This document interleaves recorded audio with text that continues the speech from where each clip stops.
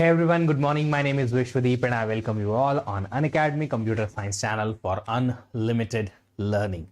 Indexing हमने last class में start की थी, जिसमें बेसिकली हमने देखा था कि मेमोरी में डिस्क पे फाइल्स जो डेटाबेस की हैं वो कैसे स्टोर होती हैं और उस डेटाबेस की फाइल के रिकॉर्ड्स को एक्सेस करने के लिए अगर हमें क्विकली एक्सेस करना है तो इंडेक्सिंग क्यों जरूरी है, इतना हम लास्ट क्लास में डिस्कस कर चुके थे।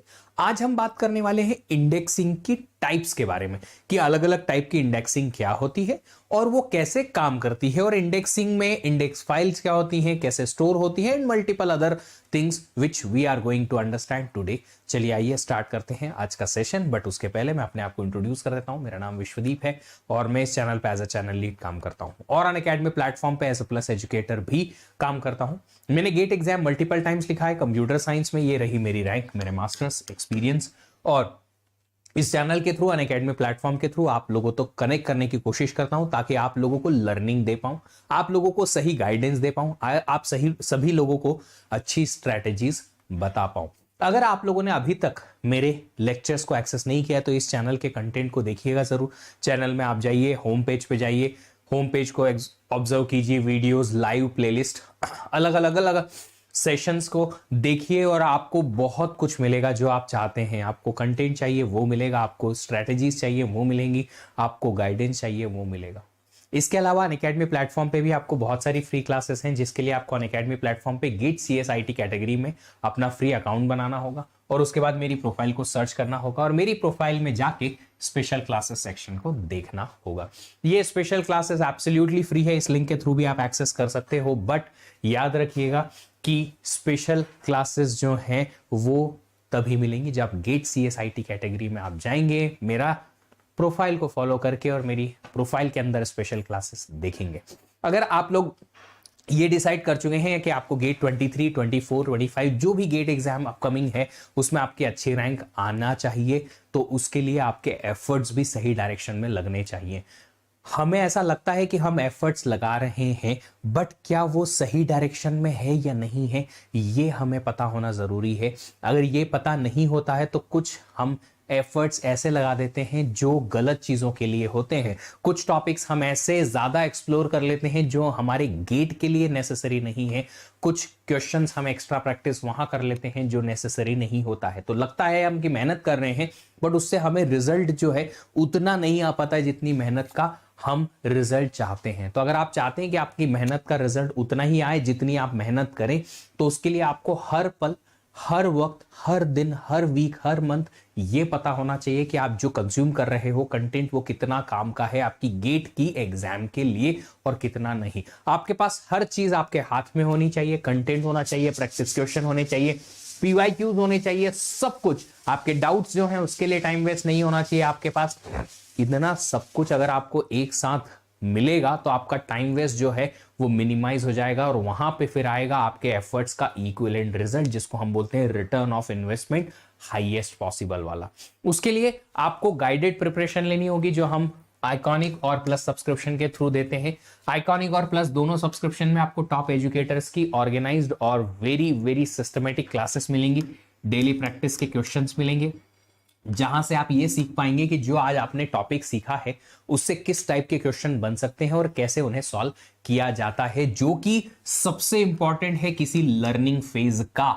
आपको सिर्फ पढ़ने से क्वेश्चन नहीं बनेंगे, आपको खुद से ट्राई करने पड़ेंगे, और जब जिस दिन आपने टॉपिक सीखा है उसी दिन ट्राई करोगे एप्रोप्रिएट क्वेश्चंस, तो ये सबसे ज्यादा बेहतर आपके लिए होगा। इसके अलावा आपको क्विजेस भी मिलेंगे वीकेंड पे, ताकि आपको पता चले कि टेस्ट जब आता है तब हम कैसा परफॉर्म कर सकते हैं इन्हीं टॉपिक्स में से जो हम अभी अभी पढ़ चुके हैं।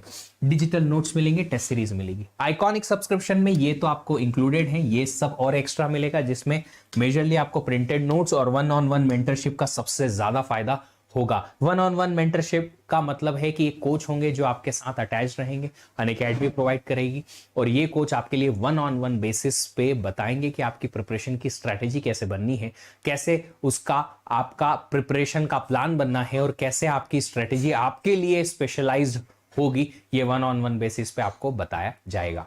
कोई भी सब्सक्रिप्शन प्लान आप सिलेक्ट करेंगे, आप देख सकते हैं अलग अलग ड्यूरेशन के लिए है, जो आपकी एग्जाम को सूट करे वो एग्जाम का प्लान आप सिलेक्ट करो, फिर ये कोड ले लो विदीप टेक। इस कोड को लगाने से आपको 10% का डिस्काउंट मिल जाएगा, मेरा पर्सनल गाइडेंस मिल जाएगा, मेरी टीम का सपोर्ट मिल जाएगा। आपके पास अलग अलग बैचेस चल रही हैं। गेट 23 के लिए मेरा ऑपरेटिंग सिस्टम का प्रैक्टिस कोर्स आने वाला है।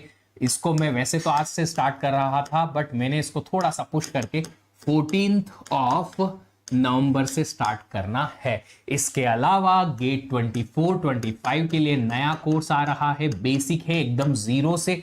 अगर आपने गेट की प्रिपरेशन अभी तक कुछ भी नहीं की है तो भी आप ये कोर्स को पढ़ सकते हो मेरे साथ में। ये कोर्स है सी एंड डेटा स्ट्रक्चर का, और ये कोर्स होने वाला है स्टार्ट 24 नवंबर से। दोनों आएंगे अनअकैडमी प्लस पे, आइकॉनिक प्लस जो भी सब्सक्रिप्शन लेंगे दोनों में आपको ये कोर्स अवेलेबल रहेगा।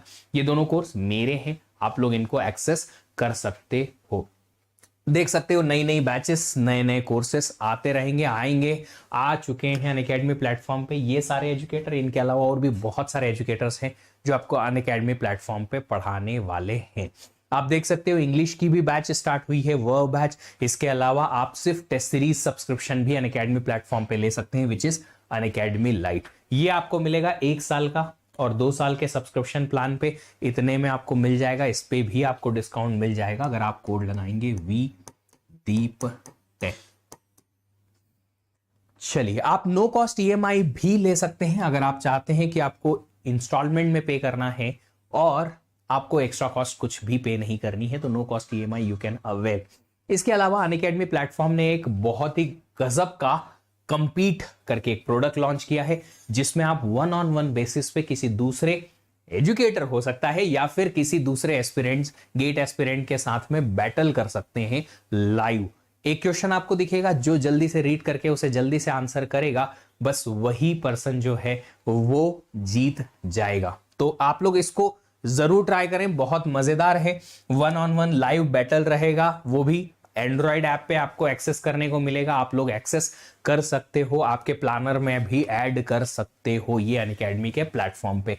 Planner is one of the feature of Unacademy, जहां पे आप अपने जो भी लेक्चर्स फॉलो करते हो डेली बेसिस पे वो आपके प्लानर में दिखेंगे, ताकि आपको एक कैलेंडर सेट मिल जाए कि कितनी बजे से कितनी बजे तक आपकी कौन सी क्लास रहेगी, चाहे वो आप रिकॉर्डेड सुनो या फिर आप लाइव सुनो। अपना प्लानर आप एडिट कर सकते हो रिकॉर्डेड लेक्चर्स के बेसिस पे। चलिए, तो स्टार्ट करते हैं आज का सेशन को स्टार्ट करने के पहले आप सब लोगों से एक सिंपल सा क्वेश्चन है कि आप लोग रेडी हैं या नहीं। कोई पूछ रहा है सर पीडीएफ, बेटा पीडीएफ तो नहीं मिल पाएगी, आप लोग यहीं से नोट्स बनाएं अपने, क्योंकि आप जब खुद से लिखेंगे तभी तो आपको चीजें याद रहना शुरू होंगी, है ना। चलिए, आज का सेशन स्टार्ट करते हैं, बात करते हैं इंडेक्सिंग की। तो मैंने आपको लास्ट क्लास में कहा था कि एक पर्टिकुलर टेबल अज्यूम करो कि एक टेबल है, इस टेबल में ऐसे 2000 रिकॉर्ड्स हैं, और इस टेबल को आपने डिस्क पे एक्सेस करने की, डिस्क पे स्टोर करने की कोशिश की। तो अगर आप इसको डिस्क पे स्टोर कराएंगे, तो मैंने कहा था लास्ट क्लास में कि डिस्क पे अलग अलग ब्लॉक्स में ये टेबल के 2000 रिकॉर्ड्स स्टोर रहते हैं, है ना।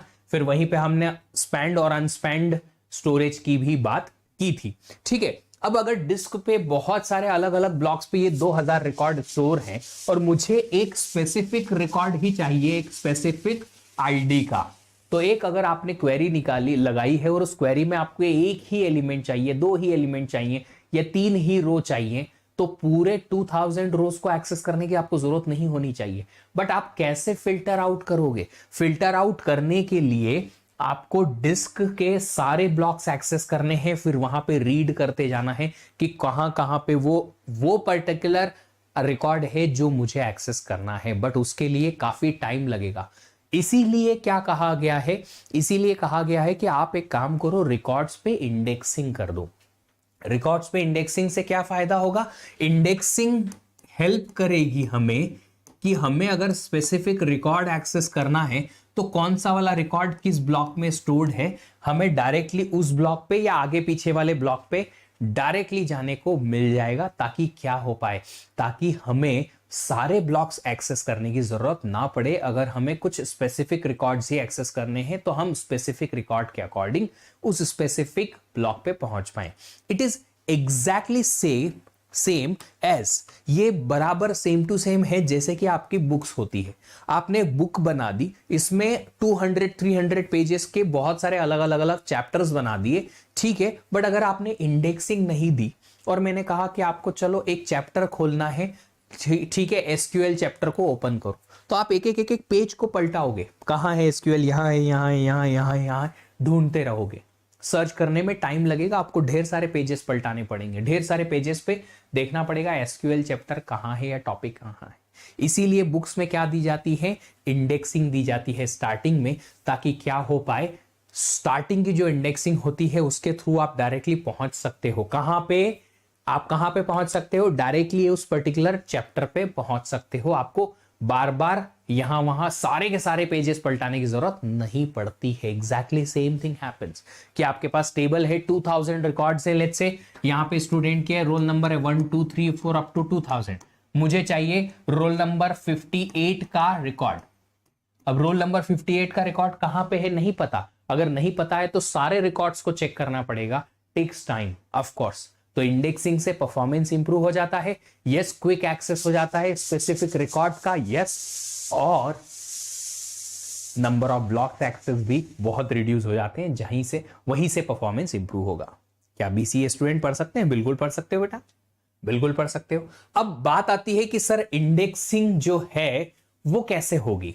तो इंडेक्सिंग की अलग अलग टेक्निक्स होती है कि इंडेक्सिंग किस कॉलम पे आपको करना है, कैसे करना है, मल्टीपल चीजों पे है। बट सबसे इंपॉर्टेंट पार्ट यहां पे आता है, वो आता है इंडेक्स फाइल का, कि आपके पास एक टेबल है, लेट्स अज्यूम स्टूडेंट टेबल है। इस स्टूडेंट टेबल में रोल नंबर, स्टूडेंट का नेम, एटसेट्रा एटसेट्रा, बहुत सारे कॉलम्स है ना। ये है एक रिकॉर्ड रोल नंबर 1 का, दूसरा रिकॉर्ड रोल नंबर 2 का, तीसरा रिकॉर्ड रोल नंबर 3 का, ऐसे 2000 रिकॉर्ड्स हैं 2000 स्टूडेंट्स के। आपने इनको डिस्क पे स्टोर करा दिया है ना, अलग अलग अलग अलग अलग अलग ब्लॉक्स पे स्टोर करा दिया रिकॉर्ड्स। सारे रिकॉर्ड एक ब्लॉक पे तो आने से रहे, 2000 रिकॉर्ड एक ब्लॉक के अंदर तो आएंगे नहीं, तो क्या होगा, थोड़े थोड़े थोड़े थोड़े थोड़े थोड़े रिकॉर्ड्स आप बहुत सारे अलग अलग ब्लॉक्स में रखोगे।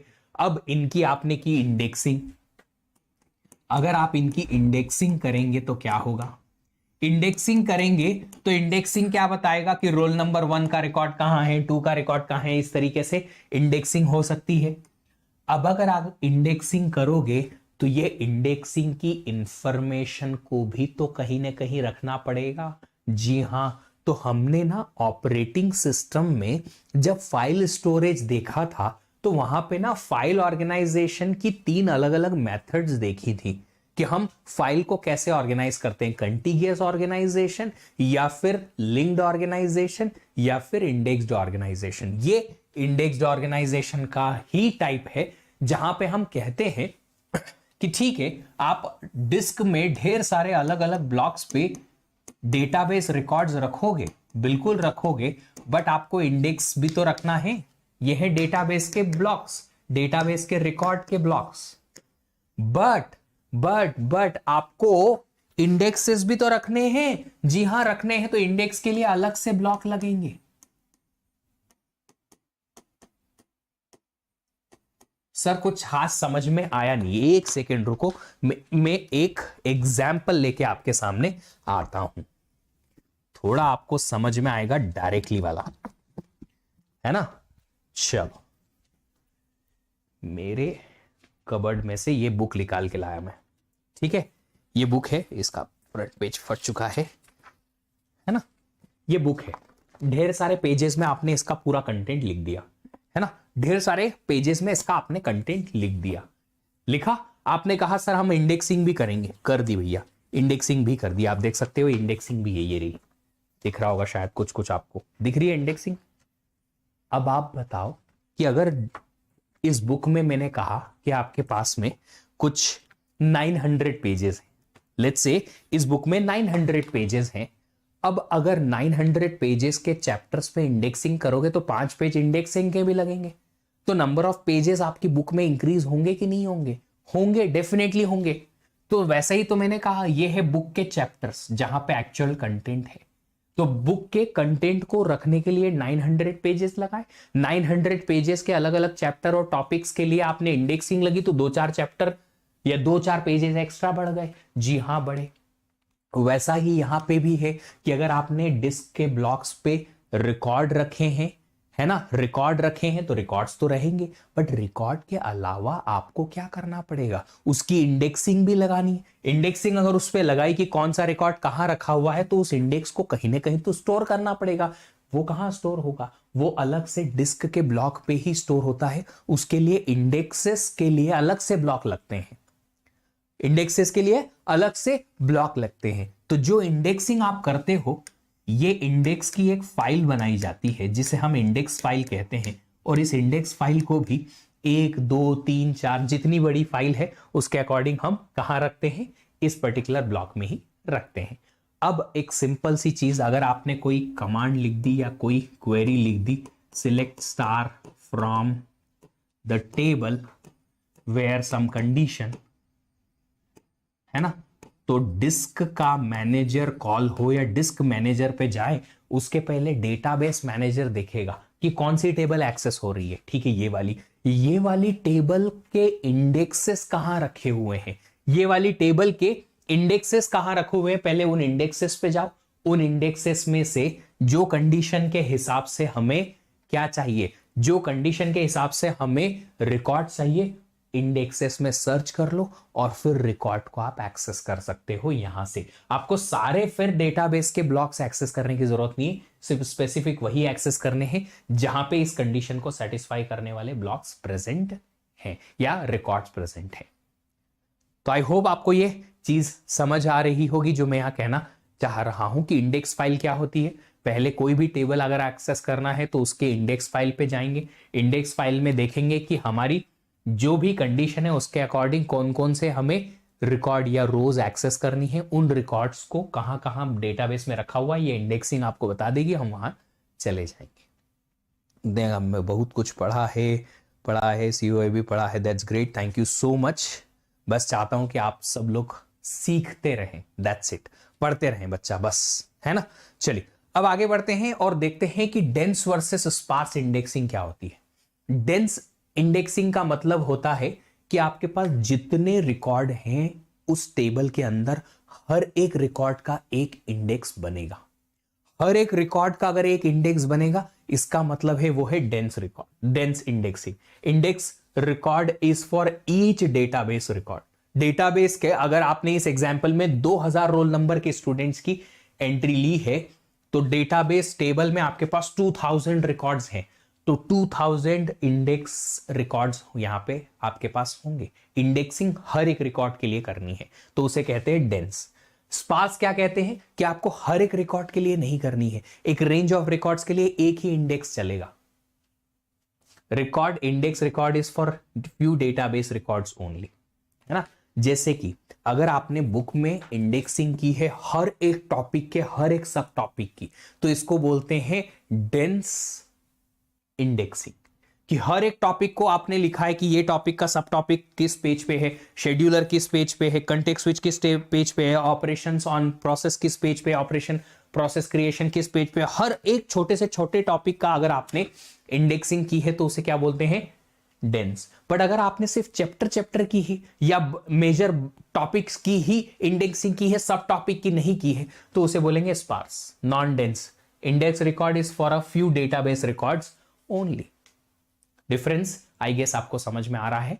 इससे ज्यादा और डिटेल में समझ में आएगा जब आप इंडेक्सिंग को या उसकी टेक्निक्स को समझने की कोशिश करेंगे। जब हम इंडेक्सिंग टेक्निक देखेंगे आगे चल के, प्राइमरी, सेकेंडरी, क्लस्टरिंग एटसेट्रा, तो आपको क्लियरली समझ में आ जाएगा कि हाँ हम क्या कर रहे हैं इंडेक्सिंग में, है ना। अब छोटा सा ना एक एग्जाम्पल लेता हूं, इंडेक्सिंग के पहले एक छोटा सा ना एग्जाम्पल लेता हूं ताकि आपको ये टाइप ऑफ क्लस्टरिंग की थोड़ी सी ना अंडरस्टैंडिंग बढ़े, है ना।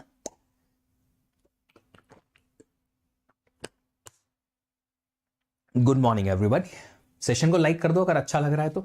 और एक छोटा सा एग्जांपल लेता हूं, यहां पे ना 4 अलग अलग टेक्निक दे रखी है इंडेक्सिंग की।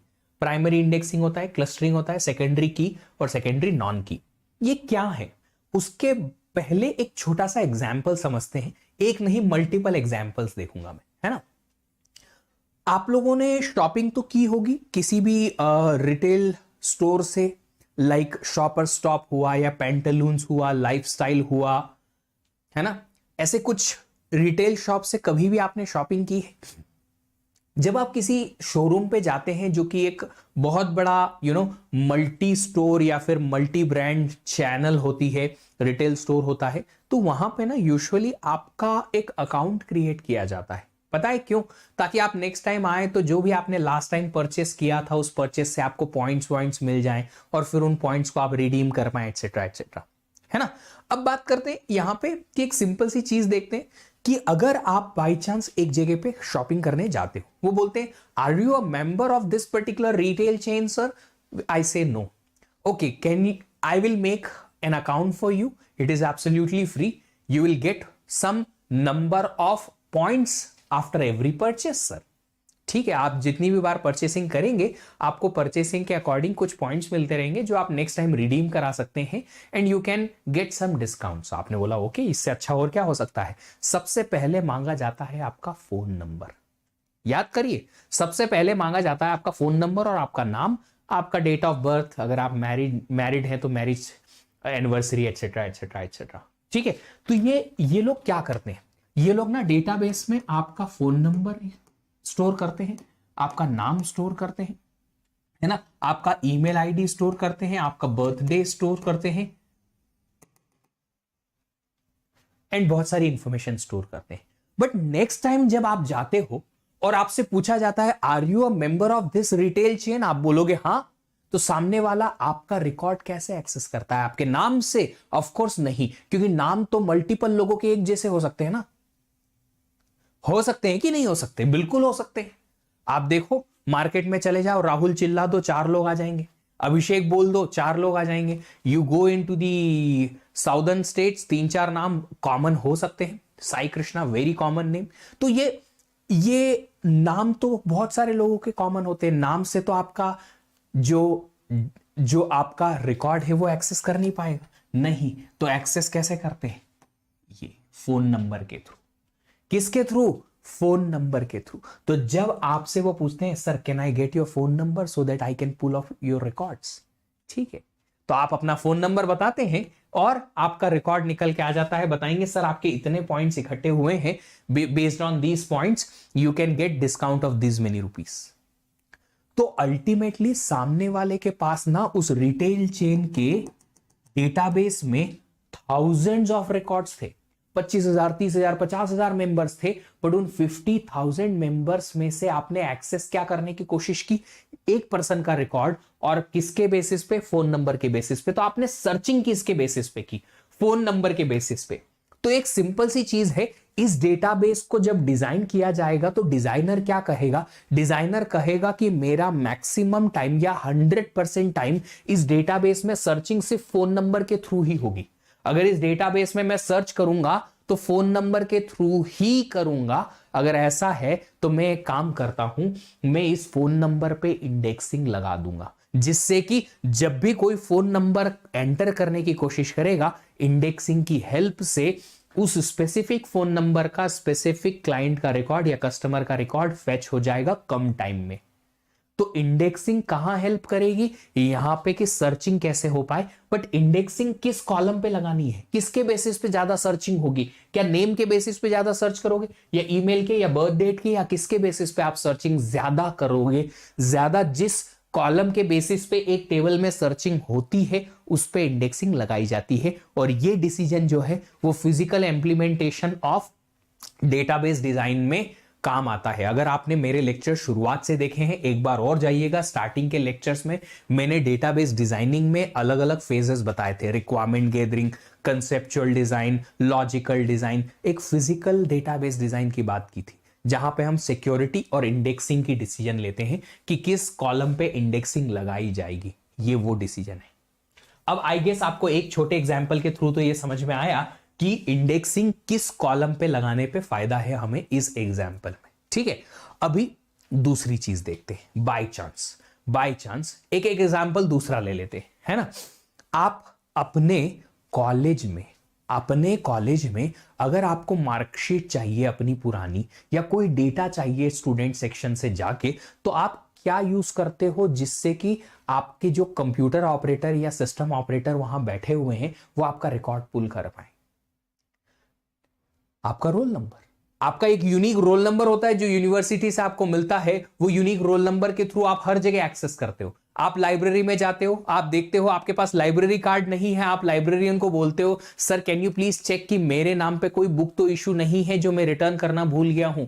आप चेक कर सकते हो क्या उसकी इश्यू डेट क्या है, उसकी रिटर्न डेट क्या है, आप बता सकते हो, वरना आप फाइन लगा दोगे। आप सीधे सीधे ऑपरेटर के पास जाते हो, आपके पास लाइब्रेरी कार्ड या आपका स्टूडेंट आईडी कार्ड नहीं है बाई चांस, तो आपको क्या याद है? आपका रोल नंबर याद है। उनसे आप रोल नंबर के थ्रू सर्चिंग कराओ, लाइब्रेरी की जितनी भी टेबल्स हैं रोल नंबर के थ्रू सर्चिंग हो जाएगी। बट सर्चिंग किसके थ्रू? रोल नंबर के थ्रू। सिमिलरली आप अकाउंट सेक्शन में जाते हो, अकाउंट सेक्शन में जाके और आप बोलते हो कि आप बता सकते हो कि मैंने लास्ट फी कब डाली थी और मेरी कितनी पेंडिंग है फी। आप बता सकते हो कि फी की लास्ट डेट क्या है, आप कितना पेमेंट मुझे करना है एग्जैक्टली। आप अकाउंट सेक्शन में एंट्री करने के लिए बोलते हो तो आप अपना रोल नंबर बताते हो। रोल नंबर के थ्रू जो अकाउंट सेक्शन में कैशियर या फिर जो भी पर्सन बैठे हुए हैं वो आपको बताएंगे कि सर मैम इतनी इतनी फीस आपकी बची हुई है। तो सर्चिंग किसके बेसिस पे की? रोल नंबर के बेसिस पे। तो जब आप किसी डेटाबेस पे सर्चिंग करते हो तो कौन से कॉलम की सर्चिंग ज्यादा करते हो या किस कॉलम के थ्रू आप सर्च ज्यादा करते हो उस पर्टिकुलर डेटाबेस में, वो कॉलम पे आप इंडेक्सिंग करोगे तो आपका फायदा होगा। कभी कभी क्या होता है ना, कभी कभी ऐसा होता है कि आपके पास एक कॉलम की वैल्यू जो है वो मैच नहीं हो पा रही है या एक कॉलम से आपको कुछ खास अच्छे रिकॉर्ड नहीं मिल पा रहे हैं, तो दूसरे कॉलम पे भी आप इंडेक्सिंग कर सकते हो। इसका मतलब है कि आपने दो अलग अलग कॉलम पे इंडेक्सिंग की कि ये कॉलम मैच नहीं हो रहा है तो दूसरे कॉलम पे मैच करा लो। होता है ऐसा। तो फिर क्या करते हैं, आप मल्टीपल कॉलम्स पे इंडेक्सिंग करेंगे, बट एक कॉलम पे इंडेक्सिंग से मैक्सिमम डेटाबेसेस में काम चल जाता है। मैक्सिमम डेटाबेस में एक कॉलम से काम चल जाता है। ठीक है, अब यहां वापस आते हैं और चेक करते हैं कि इंडेक्सिंग क्या है, किस कॉलम पे की जाएगी और कैसे की जाएगी। उसके बेसिस पे हमारे पास अलग अलग टाइप की इंडेक्सिंग टेक्निक्स हैं। स्टार्ट करें पहला वाला इंडेक्सिंग जो कि है प्राइमरी इंडेक्सिंग, जो सबसे ज्यादा इंप्लीमेंट होती भी है और सबसे इजीएस्ट भी है समझने के लिए, है ना। चारों की चारों इंडेक्सिंग के कुछ स्पेसिफिक वे हैं, आपको उन सारे छोटे छोटे पॉइंट्स को याद रखना है वरना कंफ्यूजिया जाओगे, है ना। एक चीज जो मैं आपको आज बता दूं वो ये है कि कंफ्यूजन स्टूडेंट को तब होता है जब क्लैरिटी ना हो, और क्लैरिटी तब आएगी जब आपको चीजें याद रहेंगी, है ना। इट्स वेरी सिंपल कि आप किसी रास्ते पे जाते हो, पहली बार अगर किसी सिटी में गए, एक कॉर्नर पे खड़े हुए तो आपको पता नहीं चलेगा मैं इधर से आया था कि इधर से आया था। भूल जाते हैं, रास्ते याद नहीं रहते तो कंफ्यूजन होता है ना। ऐसा हुआ है कभी? किसी रास्ते से पहली बार गए, फिर वापस उसी रास्ते से घर आना है तो भूल गए कि इधर से आए थे, मैं इधर से आया था कि इधर से आया था, ओ हाँ इधर से आया था, नहीं इधर से आया था। कंफ्यूजन आएगा, हाँ जी। बट अगर एक रास्ते से आप पिछले 10 सालों से गुजर रहे हो तो वहां के रास्तों में छोटी छोटी गलियों में कोई कंफ्यूजन होता है? नहीं। क्यों? क्योंकि दिमाग में वो आपको याद है। तो कंफ्यूजन नाम की जो चीज है वो तभी होती है जब आपको चीजें याद नहीं रहती। तो याद रखो, रट लो, ताकि कोई भी आपको कंफ्यूजन ना हो समझने में कि ये प्राइमरी इंडेक्सिंग है कि सेकेंडरी क्लस्टरिंग इंडेक्सिंग है या और कोई। ठीक है, चलो प्राइमरी इंडेक्सिंग की बात करें तो सबसे पहले यहां पे नाम से ही समझ में आ रहा है प्राइमरी है, तो ये इंडेक्सिंग जो है वो आप की पे करते हो। जो भी उस टेबल की या तो प्राइमरी की ले लो या फिर सुपर की कोई है, बट इंडेक्सिंग होगी की पे। इंडेक्सिंग किस पे होगी? की पे। ठीक है, एक चीज तो ये कि आपको यूनिक वैल्यू पे इंडेक्सिंग करनी है। यूनिक वैल्यू क्यों? क्योंकि आपको पता है कि की का जो भी कॉलम या मल्टीपल कॉलम के कॉम्बिनेशन है वो हमेशा यूनिक होते हैं, जिसके थ्रू आप हर एक रिकॉर्ड को यूनिकली एक्सेस कर सकते हो। तो एक तो इंडेक्सिंग होगी की पे, दूसरा चीज है data must be ordered on the index. अब इसका क्या मतलब है? इसका मतलब मैं फिर से इस बुक के थ्रू ही समझाऊंगा आपको, या आज सुबह सुबह एक्सरसाइज करते करते सोचा कि मैं आपको ये समझाऊंगा कैसे। मैं जब एक्सरसाइज कर रहा था तब मैं सोच रहा था कि आपको पढ़ाना कैसे है, और फिर मैं सोचा कि चलो यार ये बुक के थ्रू एग्जांपल लेते हैं। आपने किसी भी बुक की ये देखी है इंडेक्सिंग? देखिए कि नहीं देखिए, है ना। जो इंडेक्सिंग होती है वो बराबर उसी ऑर्डर में है जिस ऑर्डर में आपके चैप्टर्स हैं। सबसे पहले आपका चैप्टर क्या है? चैप्टर सबसे पहले चैप्टर ओवरव्यू, और ओवरव्यू तो चैप्टर थोड़ी होता है यार, ठीक है। फिर उसके बाद आता है आपके पास इंट्रोडक्शन, फिर मल्टीपल चैप्टर्स आते हैं। जिस सीक्वेंस में आपका डेटा स्टोर्ड है उसी सीक्वेंस में इंडेक्सिंग भी अगर है तो इसको बोलते हैं data must be ordered on the index. मतलब कि आपने कहा कि टेबल के अंदर या बुक के अंदर की बात करता हूं कि सर आपने बुक के अंदर चैप्टर नंबर 1 और उसके सब टॉपिक्स को सीक्वेंस में ऐसे पेजेस के थ्रू स्टोर कर रखा है या पेज लगा रखे हैं। सबसे पहले आपने चैप्टर 1 आपकी बुक में रखा है, पेज नंबर लेट्स से 5 से लेके पेज नंबर 19 तक। उसके बाद चैप्टर नंबर 2 आता है, चैप्टर नंबर 2 आता है लेट्स से पेज नंबर 20 से लेके पेज नंबर 93 तक। तो जिस सीक्वेंस में आपने पेजेस और उनके चैप्टर्स रखे हैं, डेटा ये है डेटा, उसी सीक्वेंस में आपने इंडेक्सिंग भी की है।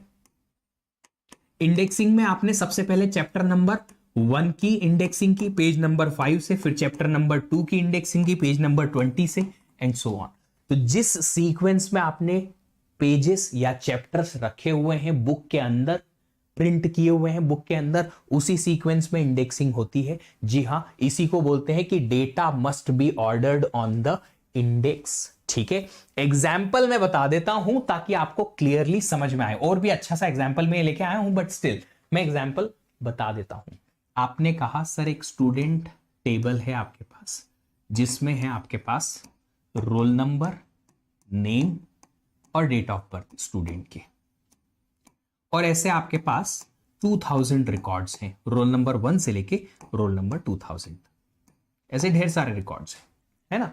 आपने जिस सीक्वेंस में डेटा को स्टोर किया हुआ है, रोल नंबर के सॉर्टेड ऑर्डर में अगर आपने डेटा को स्टोर किया हुआ है कि ये डिस्क ब्लॉक है आपके पास, इस ब्लॉक में रोल नंबर 1 से लेके 4 तक की इंफॉर्मेशन है, उसी सीक्वेंस में क्या आपने इंडेक्सिंग भी रखी हुई है कि रोल नंबर 1 की इंडेक्सिंग कहां, 2 की, 3 की कहां, 4 की कहां, 5 की कहां, इस तरीके से अगर है तो यस दैट इज ट्रू, आपका ये प्राइमरी इंडेक्स है कि डेटा और इंडेक्सिंग दोनों एक ही सीक्वेंस में है।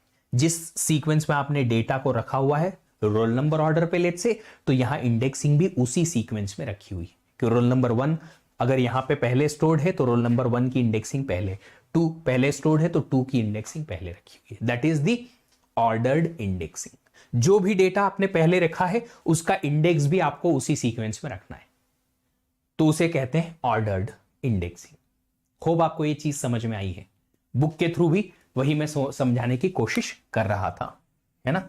ये बुक्स मेरे टाइम की है, जब मैं अपने कॉलेज में था तब मैंने कहीं से तो अपने फ्रेंड वेंड से मांगी थी और मेरे पास ही रह गई। मैंने बहुत कम बुक्स खरीदी थी अपने टाइम पे क्योंकि पैसे नहीं हुआ करते थे, तो अपने बुक्स फ्रेंड से लेके या लाइब्रेरी से लेके और पढ़ा करता था। और सबसे इंपॉर्टेंट चीज ये है कि ये स्पार्स इंडेक्सिंग होती है, तो इंडेक्सिंग की पे करना है, दूसरा ऑर्डर्ड रहेगी इंडेक्सिंग डेटा पे, और तीसरा ये स्पार्स इंडेक्सिंग रहेगी, मतलब हर एक रो या रिकॉर्ड के लिए हमें इंडेक्स नहीं रखना है। सर एक एग्जाम्पल दे सकते हो कैसे ये होगा? देखो मैं एग्जाम्पल यहां पे लेके आया हूं, है ना। एक टेबल है आपके पास, लेट्स से ये है रोल नंबर और ये है नेम, ठीक है। एक टेबल है आपके पास जिसमें रोल नंबर 1 से लेके 16 रिकॉर्ड है आपके पास, तो मैं एग्जाम्पल का टेबल यहां पे बना देता हूं। स्टूडेंट टेबल है, इस स्टूडेंट टेबल में आपके पास सिर्फ 2 ही कॉलम्स हैं, रोल नंबर और नेम, और टोटल 16 रिकॉर्ड्स है, रोल नंबर 1 2 3 4 से लेके 16 तक। अब ये सारे रिकॉर्ड एक ही ब्लॉक के अंदर नहीं रख पाए हम, क्योंकि ब्लॉक का साइज तो लिमिटेड होता है। सारे रिकॉर्ड एक ब्लॉक के अंदर नहीं रख पाए, इसलिए हमने क्या कहा कि 4-4 रिकॉर्ड एक एक ब्लॉक में हम रख सकते हैं, इतनी हमारी ब्लॉक की कैपेसिटी है। तो हमने 4 record roll number 1 2 3 4 block number B1 में रखे, फिर ब्लॉक 2 B2 में आपने 5 6 7 8 रखे, B3 में आपने 9 10 11 12 रखे, और B4 में आपने 13 14 15 16 रखे। ये है आपके पास डेटाबेस की टेबल, DB टेबल। अब इस टेबल पे आपको प्राइमरी इंडेक्सिंग करनी है, तो सबसे पहले तो मुझे बताओ कि इन दोनों में से कौन ऐसा है जो की हो सकता है? क्या रोल नंबर इज अ की, क्या नेम इज अ की, बोथ कॉम्बिनेशन इज अ की, और कोई भी की नहीं है? बताओ क्या की होगा यहां पे, what is the key here?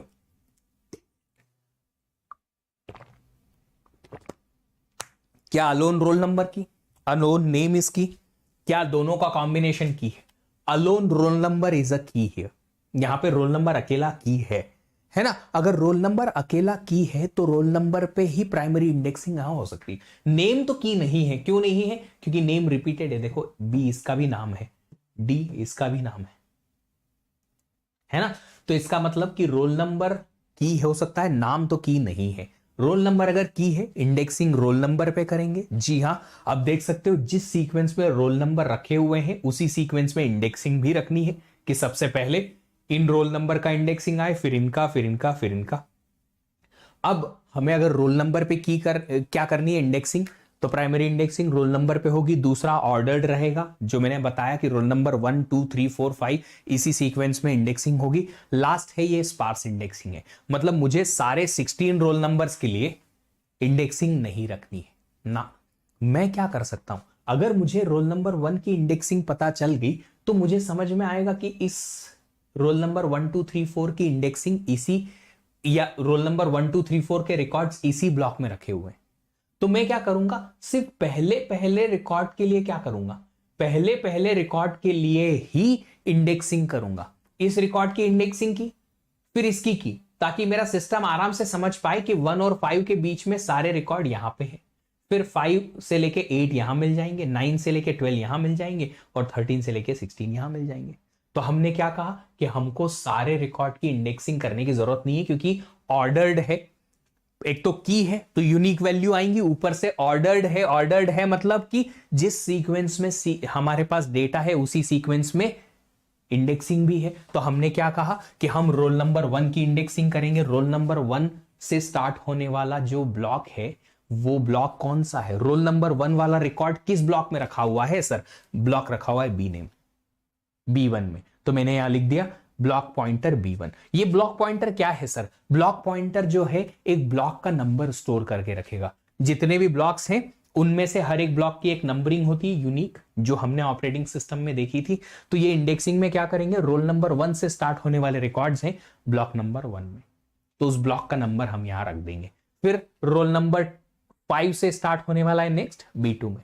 अब हमारे पास ना कैपेसिटी बस इतनी ही थी कि एक इंडेक्स ब्लॉक में, ये इंडेक्स ब्लॉक है हमारे पास, उसमें सिर्फ 2 ही रिकॉर्ड रख पाए। तो हमको बाकी के इंडेक्सिंग नेक्स्ट ब्लॉक में रखना पड़े। यहां रख दिया हमने रोल नंबर 9 से स्टार्ट होने वाला इंडेक्स ये रहा B3 ब्लॉक, और रोल नंबर 13 से स्टार्ट होने वाले रिकॉर्ड जो है B4 ब्लॉक में है। तो आपको अगर एक पर्टिकुलर क्वेरी लिखनी है, सिलेक्ट स्टार या select something something from this table student where roll number is 6, तो आप सीधे सीधे यहां जाएंगे। 5 से स्टार्ट होने वाला 9 के पहले पहले 6 की इंफॉर्मेशन यहां मिलेगी। आप एक एक करके सारे रिकॉर्ड एक्सेस कर लो। इस ब्लॉक को आप आराम से एक्सेस करके और वहां से रोल नंबर 6 का रिकॉर्ड एक्सेस कर सकते हैं।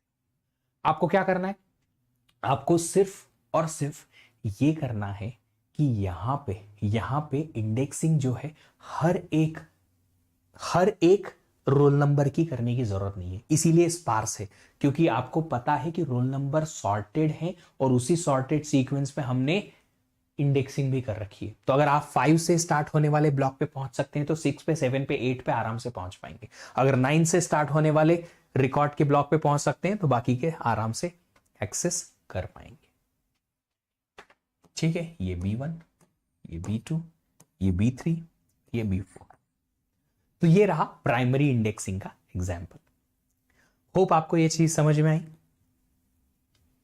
है ना? एक छोटा सा क्वेश्चन मैं पूछ रहा हूं, इसमें हमने इंडेक्सिंग किस कॉलम पे लगाई? रोल नंबर पे। ये रहा रोल नंबर। ठीक है, एक इंडेक्स के रिकॉर्ड में आपने क्या क्या रखा? इंडेक्स का एक रिकॉर्ड जो बना ना, इसमें आपने क्या क्या रखा? इस इंडेक्स के रिकॉर्ड में आपने ये रखा कि किस कॉलम पे आपको इंडेक्सिंग करनी है, वो कॉलम की वैल्यू, और उस ब्लॉक का पॉइंटर जिस ब्लॉक में वो पर्टिकुलर रिकॉर्ड्स रखे हुए हैं। तो एक इंडेक्स जो हमारे पास रिकॉर्ड है, उस इंडेक्स रिकॉर्ड में आपके पास क्या क्या आया, तो मैं यहां लिख देता हूं 1 इंडेक्स रिकॉर्ड एक इंडेक्स रिकॉर्ड में आपके पास क्या क्या होगा? एक तो जिस पे आपको इंडेक्सिंग करनी है वो कॉलम वैल्यू, इंडेक्स्ड कॉलम की वैल्यू, और दूसरा ब्लॉक का pointer.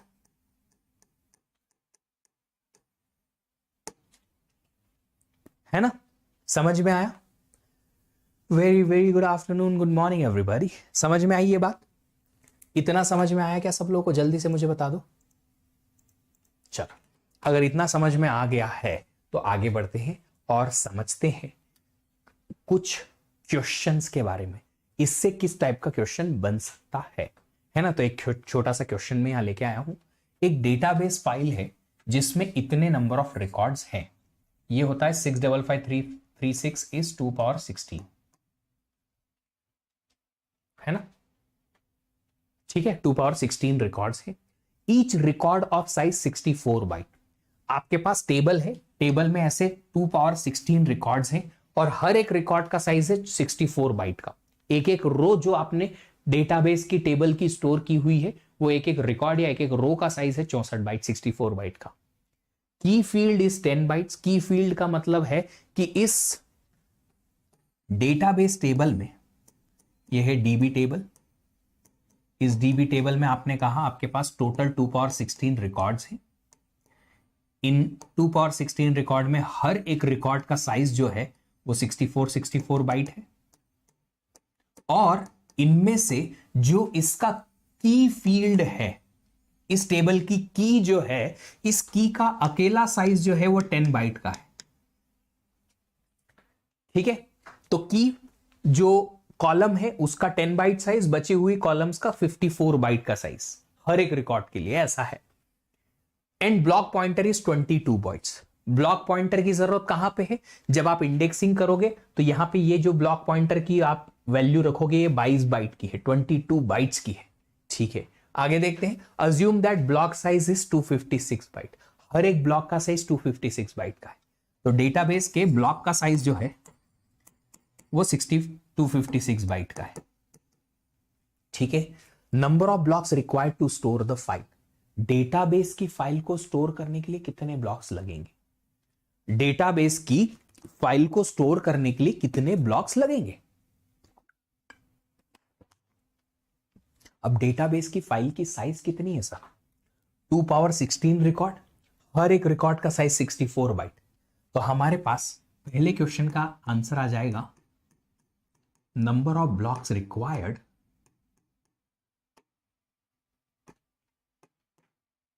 To store database file. Database का साइज है टोटल 2 power 16 इंटू 64 बाइट का। इस पूरी फाइल को आपको स्टोर करना है 256 बाइट के ब्लॉक्स में। अब जस्ट बिकॉज की सारी वैल्यूज 2 की पावर में है, ये भी और ये भी, तो यहां पे आपको स्पैंड और अनस्पैंड का टेंशन नहीं आएगा। आपको कोई भी स्पेस फ्री नहीं बचेगी विद इन द ब्लॉक। एक एक ब्लॉक में आप आराम से 64 बाइट के कुछ नंबर ऑफ रिकॉर्ड्स पूरे पूरे रख सकते हो, कोई एक्स्ट्रा स्पेस बचेगी नहीं। तो कोई भी रिकॉर्ड आपके पास ऐसा नहीं होगा जो दो अलग अलग ब्लॉक्स में झांकेगा। जरूरत नहीं है, टेंशन नहीं है। ठीक है, 65536 तो नंबर ऑफ रिकॉर्ड्स है बेटा। हर एक रिकॉर्ड का साइज 64 बाइट का है, तो टोटल फाइल का साइज इतना हो गया, डिवाइड बाय 256। ये आ जाएगा 2 power 22 bytes divide by 2 power 8 bytes. Answer is 2 power 14। 2 power 14 number of blocks आपको लगेंगे, है ना? 2 power 14 ब्लॉक्स लग गए। ठीक है, सेकंड क्या है? सेकंड है आपके पास कि कितने ब्लॉक्स लगेंगे आपको इंडेक्स फाइल को स्टोर करने के लिए। इंडेक्स फाइल को स्टोर करने के लिए सबसे पहले तो आप ये देखो कि इंडेक्सिंग में आप स्टोर क्या करते हो। एक तो वो कॉलम की वैल्यू जिस पे आपको क्या करना है, इंडेक्सिंग करनी है, और एक ब्लॉक पॉइंटर। तो एक इंडेक्स का साइज कितना हो जाएगा ये काउंट करते हैं। इंडेक्स रिकॉर्ड साइज कितना होगा? इंडेक्स की एक रिकॉर्ड की साइज होगी हमें कितनी होगी? एक रिकॉर्ड कितनी साइज का है? एक तो की वैल्यू जिस पे हमें इंडेक्सिंग करनी है, क्यों? क्योंकि ये प्राइमरी इंडेक्सिंग की बात की है क्वेश्चन में, प्राइमरी इंडेक्सिंग की बात की है, तो हमारे पास 10 बाइट का तो की वैल्यू हो गया जिस पे हमें इंडेक्सिंग करनी है, और 22 बाइट का ब्लॉक पॉइंटर हो गया। तो हमारे ओरे ओरे ओरे ओरे ओरे ओरे गड़बड़ हो गई। हमारे पास एक इंडेक्स रिकॉर्ड का साइज कितना हो गया? 10 बाइट का की और 22 बाइट का रिकॉर्ड पॉइंटर। 32 बाइट का एक रिकॉर्ड आपके पास आ गया। इंडेक्स फाइल में एक एक रिकॉर्ड 32 बाइट का, इंडेक्स फाइल जो है वो, है ना? ठीक है, इंडेक्स फाइल में एक एक रिकॉर्ड 32 बाइट का। अब ये मुझे यहां से ना एक बार ये चेक करके बताओ कि हमारे पास अगर 2 पावर 16 रिकॉर्ड्स हैं, 2 पावर 16 रिकॉर्ड है, तो क्या हर एक रिकॉर्ड के लिए इंडेक्सिंग करनी है क्या? प्राइमरी इंडेक्सिंग में हर एक रिकॉर्ड के लिए इंडेक्सिंग होती है क्या? एक बार चेक करो जरा। क्या आपने रोल नंबर 1 की इंडेक्सिंग की, 2 की भी की, 3 की भी की, 4 भी की, सारे रोल नंबर के लिए इंडेक्सिंग की है क्या? नहीं, आपने सिर्फ और सिर्फ पहले रोल नंबर के लिए इंडेक्सिंग की है, एक ब्लॉक की। तो जितने ब्लॉक्स आपको पूरे रिकॉर्ड्स को स्टोर करने के लिए लगे, उतने रिकॉर्ड्स की आपने इंडेक्सिंग की। अगर आप यही चीज यहां देखेंगे तो कितने ब्लॉक्स में आपने पूरा डेटाबेस रखा हुआ है? डेटाबेस कितने नंबर ऑफ ब्लॉक्स पे रखा हुआ है? 2 पावर 14 ब्लॉक्स पे। तो बताओ कितने इंडेक्स रिकॉर्ड्स होंगे? 2 पावर 14 इंडेक्स रिकॉर्ड्स होंगे। कितने रिकॉर्ड्स? 2 power 14 index records. तो मैं यहां लिख देता हूं, in primary indexing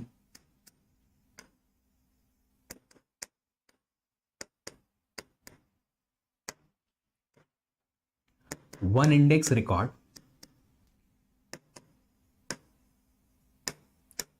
per block of DB file.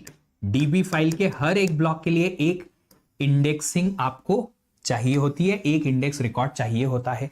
अब 2 पावर 14 अगर आपके पास नंबर ऑफ ब्लॉक्स हैं इस पूरी फाइल को स्टोर करने के लिए, तो 2 पावर 14 आपकी इंडेक्स रिकॉर्ड होने चाहिए। नंबर ऑफ रिकॉर्ड्स 2 पावर 14, हर एक रिकॉर्ड का साइज 32 बाइट का, तो टोटल इंडेक्स फाइल का साइज क्या हो गया?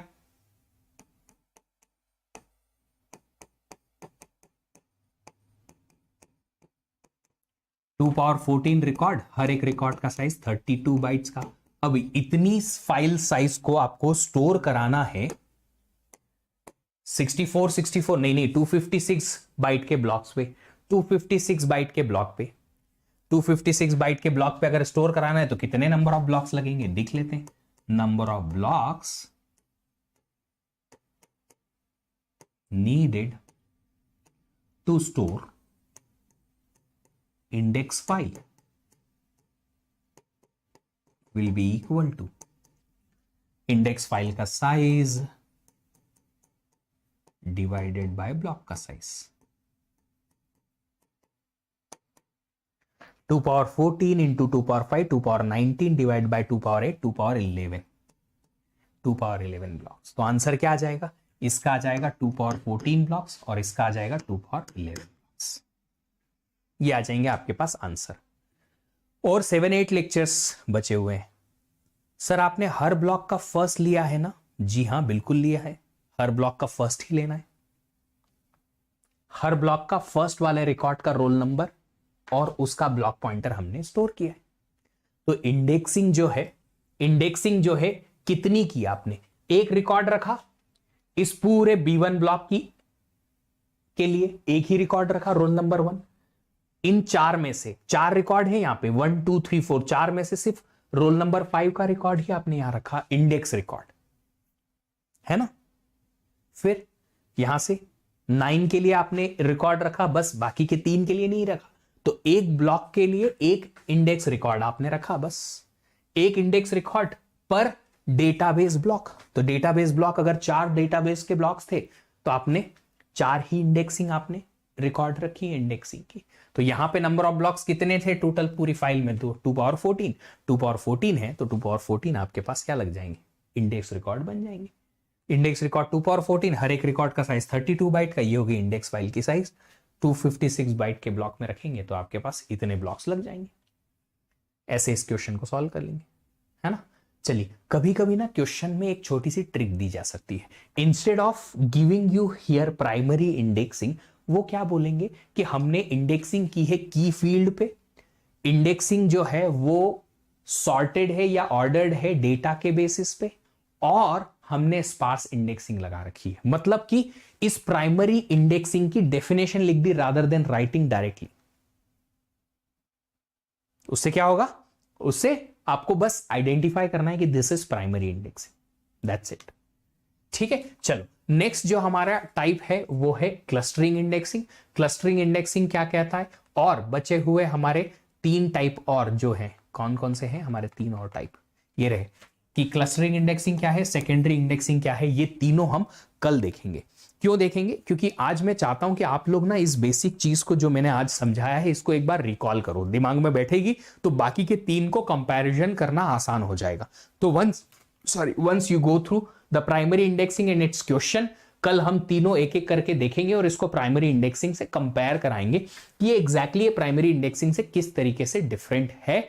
और फिर चारों को जब हम कंपेयर कराएंगे तो आपको दिमाग में जब बैठ जाएगा, एक बार ठप्पा लग जाएगा कि हाँ ये चीजें हैं, तो क्लियरली आपकी लॉन्ग टाइम मेमोरी आपकी इसमें बन जाएगी। तो क्या करेंगे आज आप लोग, बस ये करिए कि आज जो हमने इतना छोटा सा टॉपिक डिस्कस किया है इसको एक बार याद रखो, है ना। जो भी किया है इसको चेक करके आओ, पढ़ के आओ, समझ के आओ, फिर बाकी की तीन इंडेक्सिंग, क्लस्टरिंग एंड सेकेंडरी हम कर देखते हैं। ठीक है, उम्मीद करता हूं वीडियो आपको पसंद आया होगा। अगर पसंद आया है तो इसको लाइक जरूर करिएगा। इसके अलावा अगर आप लोगों ने अभी तक अनअकैडमी कंप्लीट नहीं यूज किया है तो एक बार देखो, मजा आएगा। 1-on-1 बैटल होगा, लाइव बैटल होगा किसी दूसरे स्टूडेंट के साथ आपका, और उन्हीं कोर्स के साथ होगा जिन कोर्स में आप महारत हासिल कर चुके हैं। जो कोर्स आपको अच्छा लगता है उस पर टिक मार्क करो, उसको सिलेक्ट करो, चैलेंज करो एक स्टूडेंट को और लाइव बैटल करो, फ्री है। एक बार जरूर देखो Unacademy complete on Unacademy Android app, मजा आएगा आपको बहुत कुछ। और अगर अभी तक आपने अनअकैडमी प्लस आइकॉनिक सब्सक्रिप्शन नहीं लिया है, ये कोड लगा लो VDEEP10, आ जाओ अनअकैडमी प्लस पे या आइकॉनिक सब्सक्रिप्शन पे। फिर वहां से आपको आपकी जर्नी जो है टॉप एजुकेटर्स के साथ में, इन सारे एजुकेटर्स के साथ में आगे बढ़ेगी, और इस तरीके से बढ़ेगी कि आपको ऑर्गेनाइज्ड और सिस्टमेटिक लर्निंग मिल पाए। ये कोड लगाने से आपको 10% का डिस्काउंट मिलेगा, मेरा पर्सनल गाइडेंस मिलेगा और मेरी टीम का सपोर्ट मिलेगा। आपको अगर सिर्फ टेस्ट सीरीज चाहिए अनअकैडमी प्लेटफॉर्म की तो वो भी मिल जाएगी अनअकैडमी लाइट सब्सक्रिप्शन के थ्रू, एक साल और 2 साल के लिए। इसमें भी आपको डिस्काउंट मिल सकता है अगर आप कोड लगाते हैं VDEEP10। अगर आप लोग चाहते हैं कि आपको इंस्टॉलमेंट में पे करने को मिले तो आपको वो भी ऑप्शन है, no cost EMI option available है। मतलब आपको कोई कॉस्ट पे नहीं करना है and you can still pay, extra cost pay नहीं करना है एंड यू कैन स्टिल पे इन दी इंस्टॉलमेंट्स टू। उम्मीद करता हूं आपको वीडियो अच्छा लगा हो, लाइक करिएगा, इसे शेयर करिएगा अपने सारे फ्रेंड्स के साथ, सब्सक्राइब कर लीजिएगा चैनल को और टर्न ऑन कर लीजिएगा नोटिफिकेशन। मिलते हैं आपसे अगले सेशन में, तब तक अपना ख्याल रखेंगे। Happy learning, bye bye.